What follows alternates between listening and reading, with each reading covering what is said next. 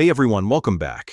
Today we're on day 28 of our journey through the Bible projects, one story that leads to Jesus, reading plan for 2026, and we're diving into Exodus chapters 32 through 34. We've finished Genesis, the first book of the Bible, and now we're continuing our adventure through Exodus. This is where things get really exciting as we see God meeting with His people in powerful ways. I'll be reading from the NIV translation today, because I love how clear and accessible it is. If you're enjoying this series and want to keep going through the Bible together, don't forget to hit that like button and subscribe to the channel. It really helps us reach more people who want to explore God's Word. Alright, let's jump into Exodus 28. The Golden Calf.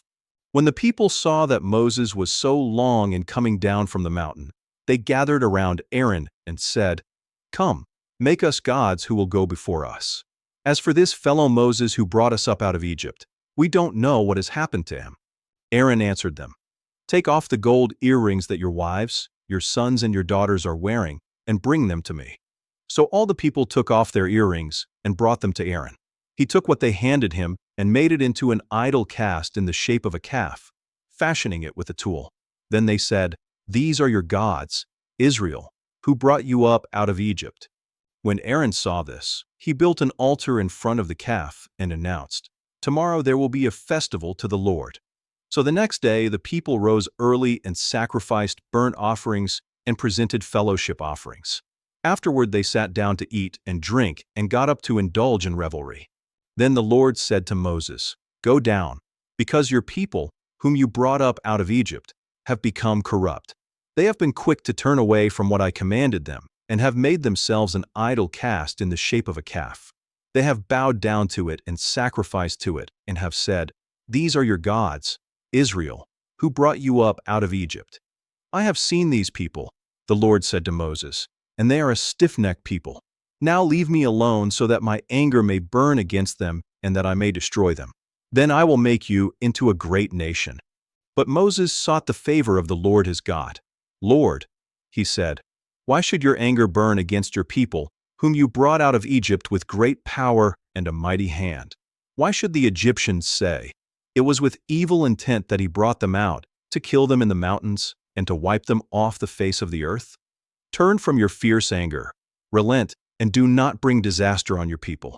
Remember your servants Abraham, Isaac, and Israel, to whom you swore by your own self. I will make your descendants as numerous as the stars in the sky, and I will give your descendants all this land I promised them, and it will be their inheritance forever." Then the Lord relented and did not bring on his people the disaster he had threatened. Moses turned and went down the mountain with the 2 tablets of the covenant law in his hands. They were inscribed on both sides, front and back. The tablets were the work of God. The writing was the writing of God, engraved on the tablets. When Joshua heard the noise of the people shouting, he said to Moses, "There is the sound of war in the camp."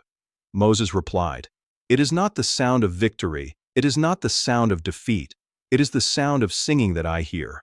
When Moses approached the camp and saw the calf and the dancing, his anger burned and he threw the tablets out of his hands, breaking them to pieces at the foot of the mountain.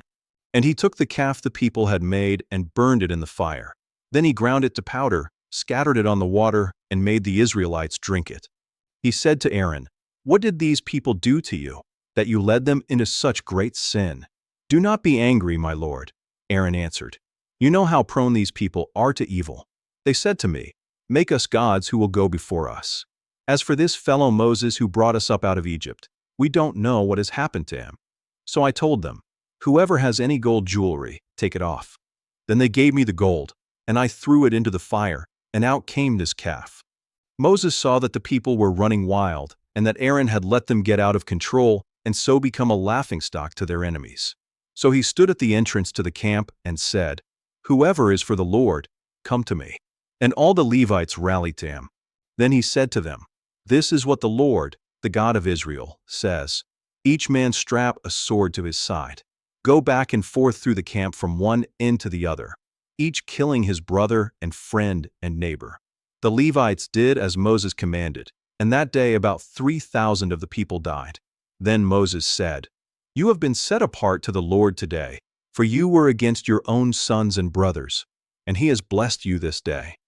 The next day Moses said to the people, "You have committed a great sin, but now I will go up to the Lord. Perhaps I can make atonement for your sin." So Moses went back to the Lord and said, "Oh, what a great sin these people have committed! They have made themselves gods of gold. But now, please forgive their sin. But if not, then blot me out of the book you have written." The Lord replied to Moses, "Whoever has sinned against me, I will blot out of my book. Now go, lead the people to the place I spoke of, and my angel will go before you. However, when the time comes for me to punish, I will punish them for their sin." And the Lord struck the people with a plague because of what they did with the calf Aaron had made. Exodus chapter 33. Then the Lord said to Moses, "Leave this place, you and the people you brought up out of Egypt, and go up to the land I promised on oath to Abraham, Isaac, and Jacob, saying, 'I will give it to your descendants.' I will send an angel before you and drive out the Canaanites, Amorites, Hittites, Perizzites, Hivites, and Jebusites. Go up to the land flowing with milk and honey. But I will not go with you, because you are a stiff-necked people, and I might destroy you on the way." When the people heard these distressing words, they began to mourn, and no one put on any ornaments. For the Lord had said to Moses, "Tell the Israelites, you are a stiff-necked people.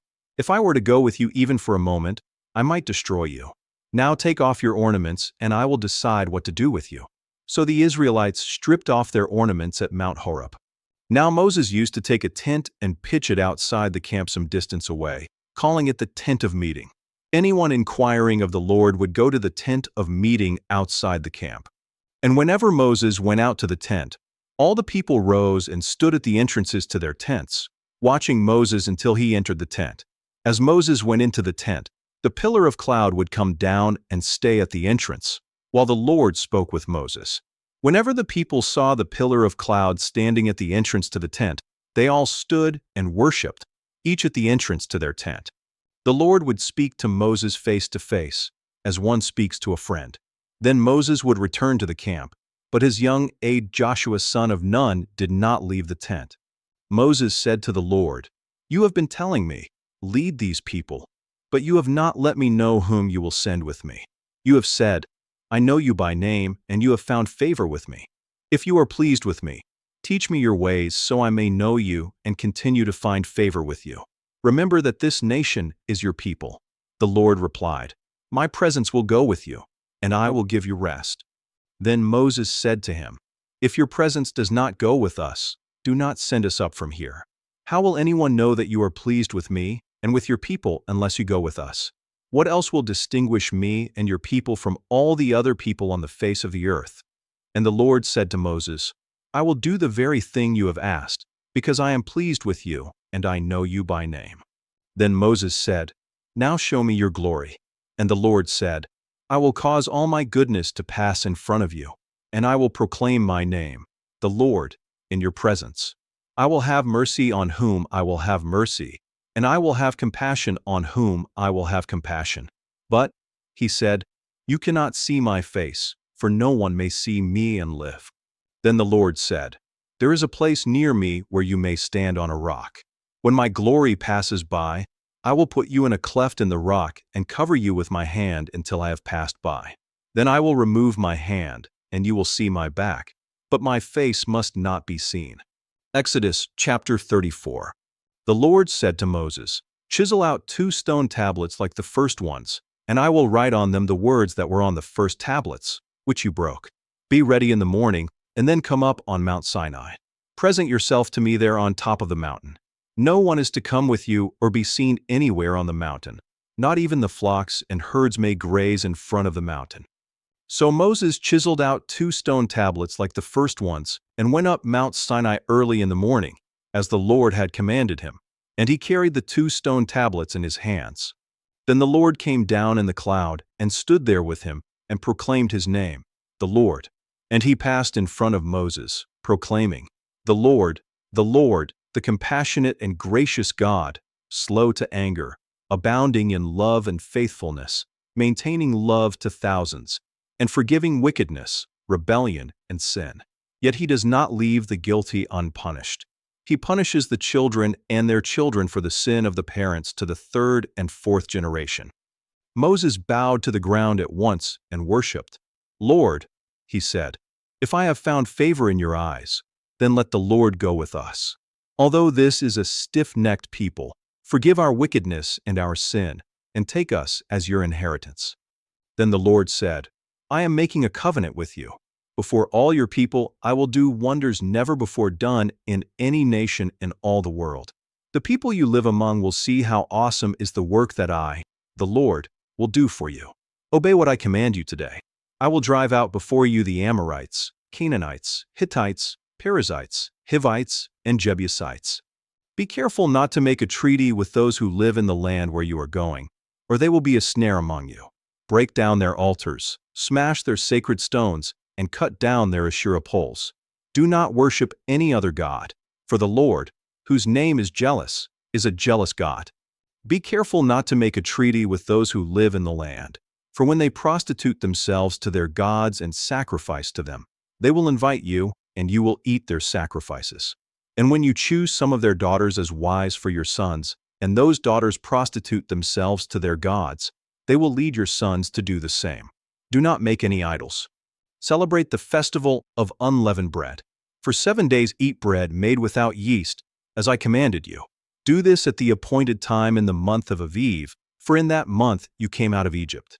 The first offspring of every womb belongs to me, including all the firstborn males of your livestock, whether from herd or flock. Redeem the firstborn donkey with a lamb, but if you do not redeem it, break its neck. Redeem all your firstborn sons. No one is to appear before me empty-handed. 6 days you shall labor, but on the 7th day you shall rest. Even during the plowing season and harvest you must rest. Celebrate the festival of weeks with the first fruits of the wheat harvest, and the festival of ingathering at the turn of the year. 3 times a year all your men are to appear before the sovereign Lord, the God of Israel.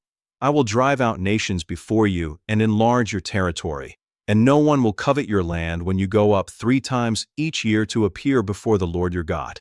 Do not offer the blood of a sacrifice to me along with anything containing yeast, and do not let any of the sacrifice from the Passover festival remain until morning. Bring the best of the first fruits of your soil to the house of the Lord your God. Do not cook a young goat in its mother's milk. Then the Lord said to Moses, "Write down these words, for in accordance with these words I have made a covenant with you and with Israel." Moses was there with the Lord 40 days and 40 nights without eating bread or drinking water. And he wrote on the tablets the words of the covenant, the 10 Commandments. When Moses came down from Mount Sinai with the 2 tablets of the covenant law in his hands, he was not aware that his face was radiant because he had spoken with the Lord. When Aaron and all the Israelites saw Moses, his face was radiant, and they were afraid to come near him. But Moses called to them. So Aaron and all the leaders of the community came back to him, and he spoke to them. Afterward all the Israelites came near him, and he gave them all the commands the Lord had given him on Mount Sinai. When Moses finished speaking to them, he put a veil over his face.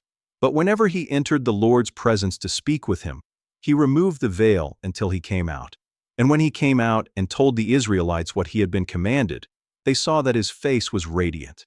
Then Moses would put the veil back over his face until he went in to speak with the Lord. That's it for today's reading. I'd love to know you were here with me. Drop day 28 down in the comments. It's so encouraging to see who's on this journey together. If you're enjoying these daily readings, please hit that like button and subscribe to the channel. And hey, if something stood out to you from today's chapters, I'd love to hear about it in the comments. Before we meet up tomorrow, make sure you read Psalm 28. It's a beautiful pause in our journey. And don't forget to turn on those notifications so you never miss a day. We're in this together all year long. See you tomorrow for day 29. Can't wait.